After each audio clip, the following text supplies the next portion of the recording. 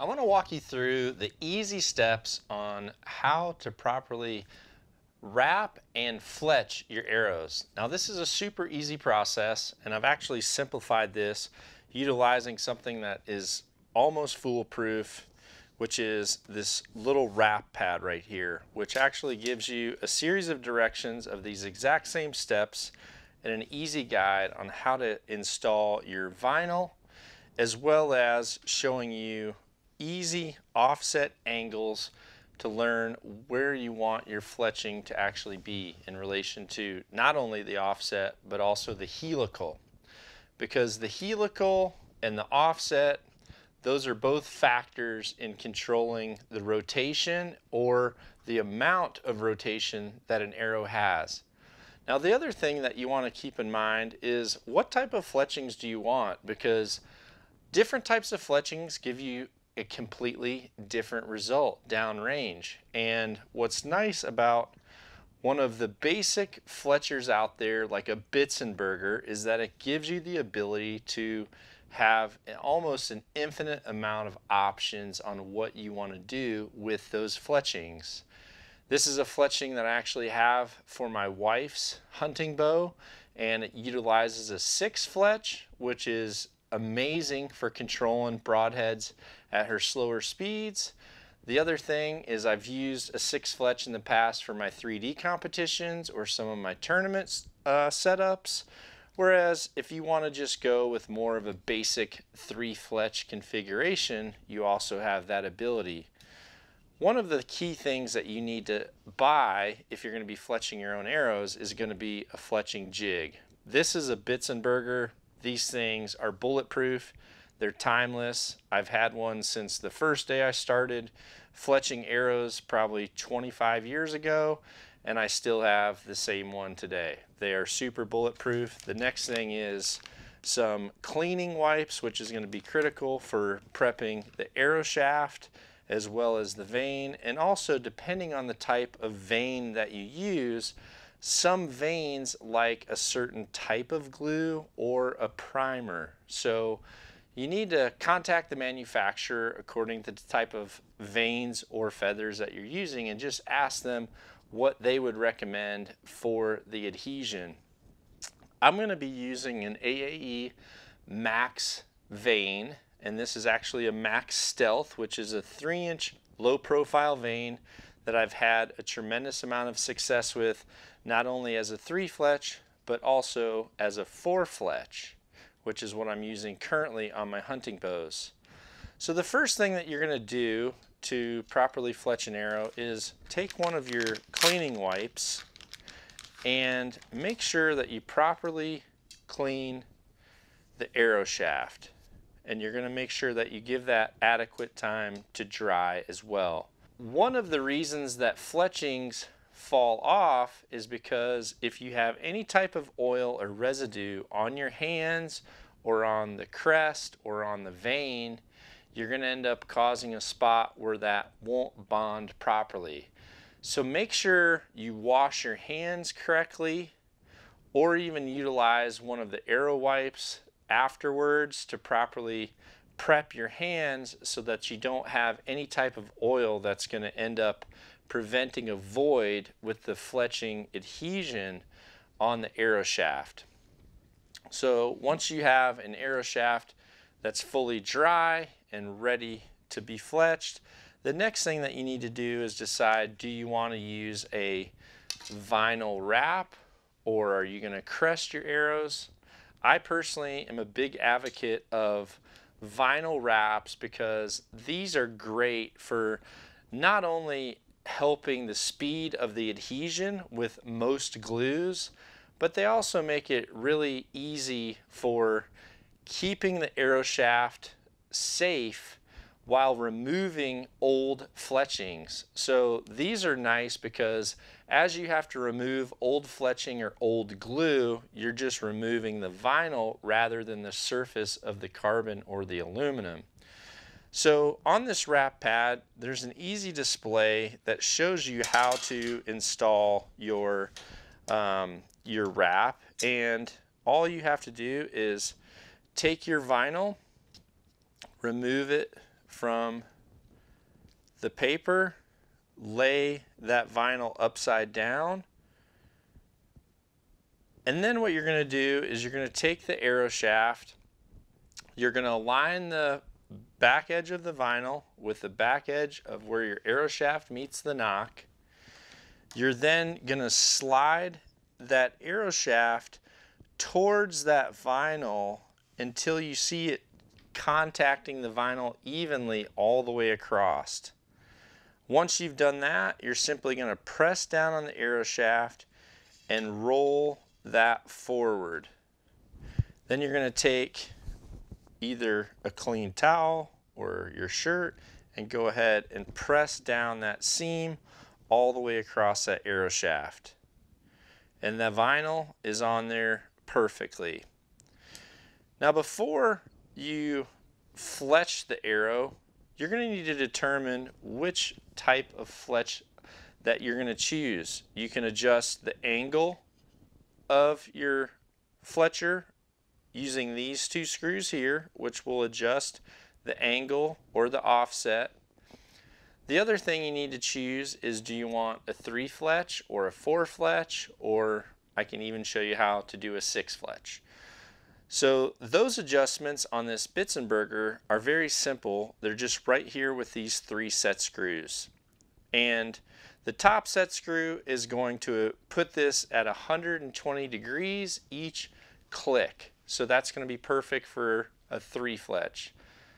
Starter position, turns 120 degrees, locks into place for your second vane, and then you continue on. The next one is going to be a 90 degree, which is what you would use for a 4 fletch, meaning you're going to have a fletch every 90 degrees around the circumference of that arrow shaft.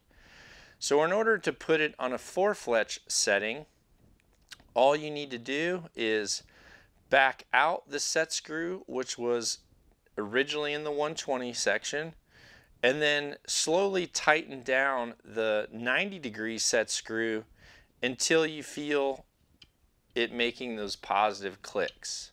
If you want to use a setting which is pretty common with traditional style archers, which is a 75 by 105, which means there's a tighter gap on the 2 fletchings on this side of the shaft, then there's a wider gap at the top, tighter gap on the side, still giving you a 4 fletch, just slightly staggering it differently instead of evenly, which is what you would get on the 90.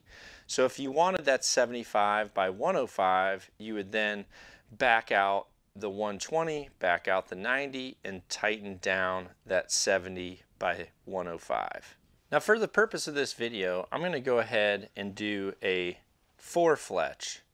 So I'm going to back out this 120. I'm going to tighten down the 90. And I'm not going to tighten it all the way. I'm just going to tighten it until I feel those positive clicks. Now from there, you're going to need to know, is the vinyl that you're using clean and free of any type of oil or residue? If it's been on a shelf or it's sitting out where people are always handling it, then I would take your wipe and clean that again and let that dry. However, if we assume that that is clean, then put it in your fletching jig. Make sure your arrow nock goes all the way down inside there, and go ahead and make a few clicks just to make sure that's correct. From there, I'm going to take one of my fletchings and I'm going to set it in this jig, and I'm going to make sure that it's perfectly seated and perfectly level all the way across. You're going to want to set that on the back in the jig. Put the butt end of the clamp down onto the body and go ahead and lean this forward. I'm going to do this without any glue on it the first time, just to confirm that I have a perfect alignment and a perfect seal all the way down the entire edge of that vane. If there's a place where that vane is hanging off the arrow shaft, then it's obvious that you need to slightly adjust the angle of the clamp so that you have a perfect contour and a perfect adhesion with the vein on the radius of that arrow. So I can see here I have perfect contact all the way across. The next thing that I want to verify is the distance of my fletching from the back end of the fletch down to the back end of the arrow shaft. I personally like a spacing of about 1.25 inches from the throat of the nock to the back of the fletching. That's the distance that I found over time has worked the best. Now once I've confirmed my position, I normally like to make a small mark on the jig clamp so that I can always align the back edge of that vein or that feather with that mark. And from there, at least with this type of material, the max material, I'm going to go ahead and prep the base of this vein with this primer pen. And this is an important step, and again, one that I've found out from the manufacturer as what's best for the type of material that I'm using. I'll then use the recommended glue, which in this case is the Max Bond, and I'm going to go ahead and I'm going to lay a small even bead of glue down the entire length of that vein. I'm going to make sure that it's even and that there's no voids where glue is missing. And I'm also going to make sure that I've just lightly smoothed that out. With glue like this, especially a fast cure glue, the more you have, the longer it's going to take to cure. And a lot of times, if it takes too long to cure, by the time you move your clamp to the other vein, you're going to end up having that fletching lift. So make sure you have a small amount, just enough to cover the entire shoe of the vein once it's pressed, and just don't have any voids. From there, I'm going to set the clamp onto the body, go all the way down, and I'm just going to make sure that my arrow is clicked into a positive position on my clamp, and I'm going to press that fletching down. And if you do it right, you'll see just a very minute amount of glue come out the outer edge of that vein down the entire length. If you see a bunch oozing out or dripping out the bottom, then that's telling you you've put too much on there. From there, depending on the glue, which this one normally about 20 seconds goes by, I'll be able to squeeze the clamp, tilt it back, turn to a new position, and start that process over. With the max veins, it's not recommended that you use the primer pen too long before you use the veins. If you're going to be fletching them all at one time, you could prime them all and then immediately go into fletching. But you can see here I have a perfect even bead all the way across. I like to utilize this glue stand for keeping the glue at the ready.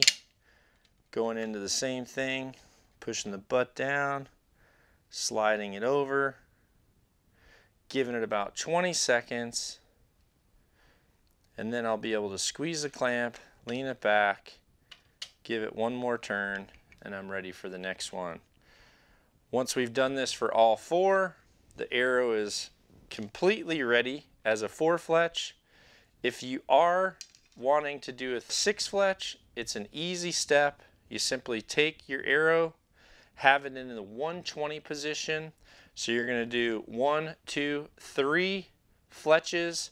You then leave the clamp or the jig exactly how it stands.